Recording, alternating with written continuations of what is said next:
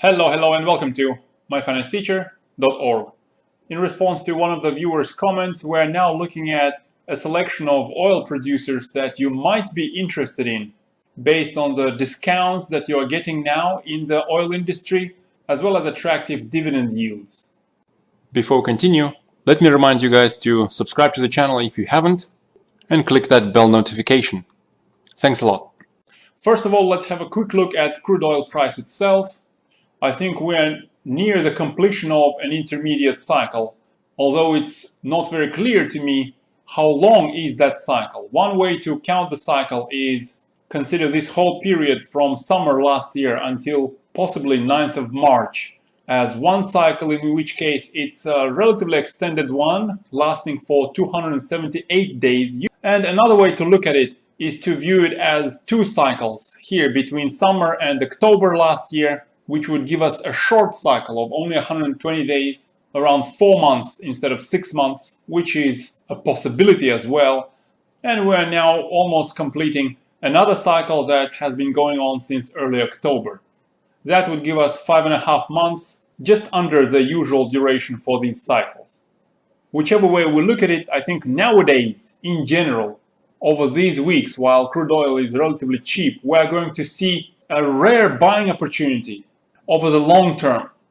In the short term, we might still see the economy doing poorly with a lot of flight and event cancellations. But I think over the long term, you will look at this period as a very nice buying opportunity.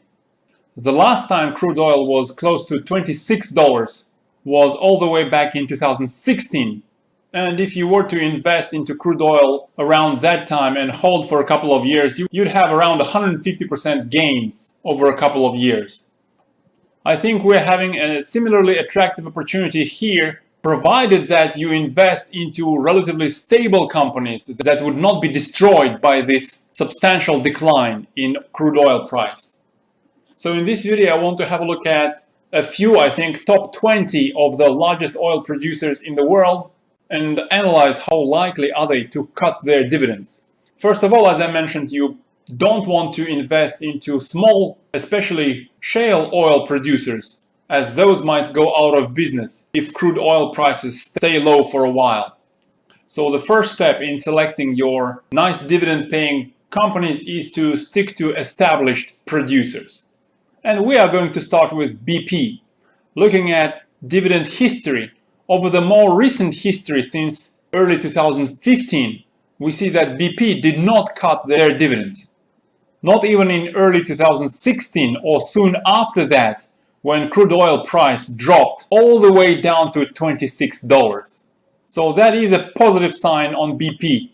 Looking at some other dividend-related measurements, currently BP is paying 94% of its earnings as dividends. A higher payout ratio indicates a risk that the dividends might be cut, especially if this ratio exceeds 100. Another indicator that I'm interested in is the amount of debt that the company has. If the debt burden is too heavy, then the company might have to cut their dividends. We see that the amount of net long-term debt that BP has is around 12% of total assets, which in my opinion is not a very substantial debt burden.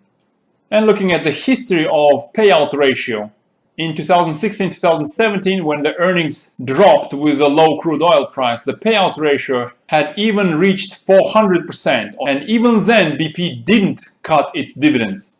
This, I think, is a positive sign, given that currently the payout ratio is just under 100, meaning that even if BP were to cut their dividends sometime in future, that probably is not going to happen until this ratio exceeds 200% or higher. Next, looking at ConocoPhillips, we see that this company does have a history of decreasing the dividends by 2/3 in 2016. Again, that's the time when crude oil price reached very low price. So that is a negative sign from dividend history. Payout ratio is relatively attractive at 57%, and only 6% of total assets are burdened by net long-term debt. So although the payout ratio and the amount of debt are looking good, the history shows that when crude oil price drops significantly, ConocoPhillips has a tendency to cut their dividends as well. So I personally am not going to get into this company. Although this doesn't mean that ConocoPhillips is a bad choice. Looking at the payout ratio, we see that the dividends were cut when the payout ratio reached over 3,000%. So the current 57% actually looks relatively safe. Let's have a look at Chevron. Chevron didn't cut their dividends even when the crude oil price was low in 2016, so that is a positive sign for Chevron. Their payout ratio is 88%, which is even better than that for BP, and their net long-term debt to total assets is about 7.5%, which is also looking good. We see that even when the payout ratio reached 400%, Chevron didn't cut their dividends, so the current payout ratio of 88% is relatively attractive. Over these weeks, I will be gradually scaling into companies like BP and Chevron including.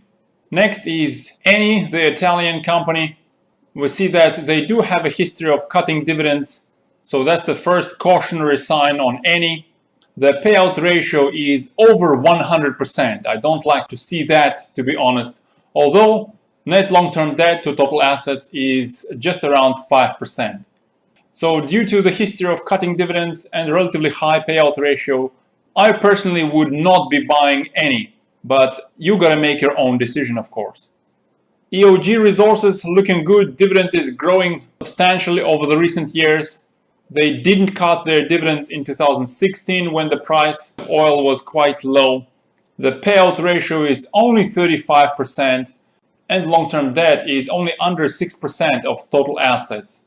We see that payout ratio had historically even reached nearly 300%, so the current ratio of 35% is relatively safe. So EOG Resources is one of the companies I'm interested in. Next, looking at Enterprise Products. Again, a very good history of dividends, no cutting here. Current payout ratio of 82%, that is attractive to me. Although long-term debt is relatively heavy, 41% of total assets. From the chart here, we see that even when the payout ratio was nearly 130%, the dividends were not cut. So the current 82% does look attractive, although debts are relatively high. So I personally might allocate just a little bit into Enterprise Products. Norwegian Equinor, a little bit of a strange history here. They didn't cut the dividends in 2016 when crude oil price was depressed. There was a spike of dividends in 2018, which was cut back down. The payout ratio is over 95%. Long-term debt is only 8% of total assets. And when the payout ratio was over 300%, the dividends were still maintained in 2016-17, although there was a spike and a cut in 2018. So something to think about on Equinor. They didn't really actually decrease the dividends. There was a spike and the dividends returned to regular levels. So I'll think about this company when I have time.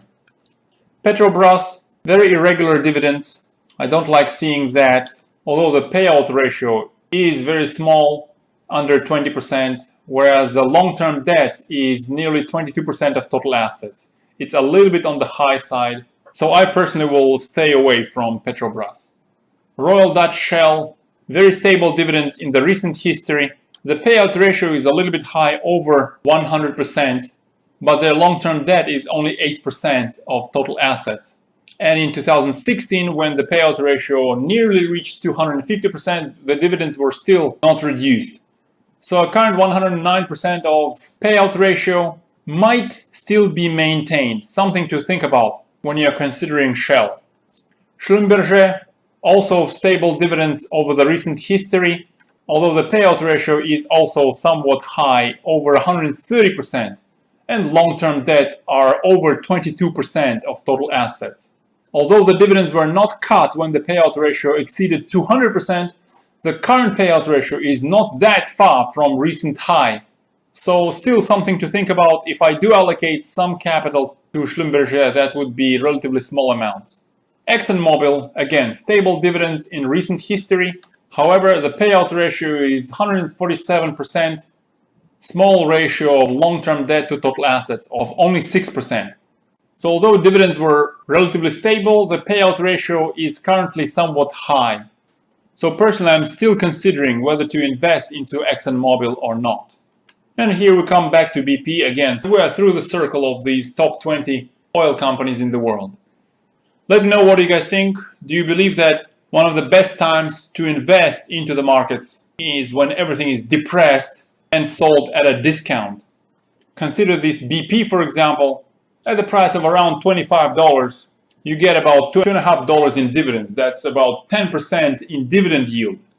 As crude oil price recovers, if the price of these companies recovers by, say, 50% over the next couple of years, that's a capital gains of 50% and 20% in dividends over 2 years. So 70% return in 2 years, I think, is very possible, and in my opinion, that is an attractive level of return. So stay healthy, stay calm, remember to hit that like button, and good luck in your trades.